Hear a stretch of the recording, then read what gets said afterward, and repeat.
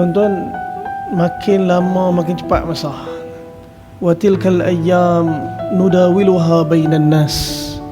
Allah Subhanahu wa taala firman, begitulah hari-hari yang kami jadikan silih berganti untuk manusia.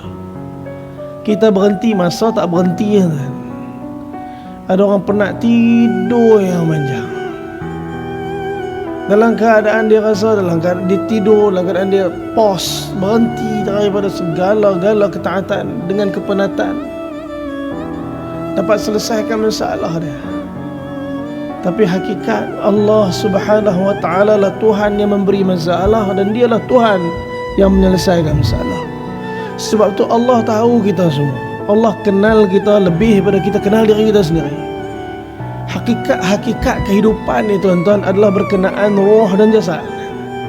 Saya nama Syed Putra.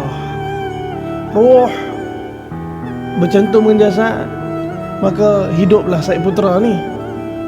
Akan ada sebuah ketetapan titik akhir yang Allah akan datangkan daripada semua kita.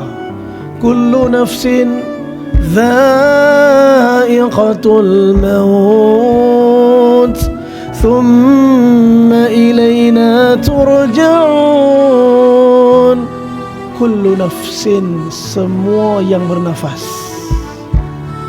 dha'iqatul maut, pasti akan mati, kata Allah.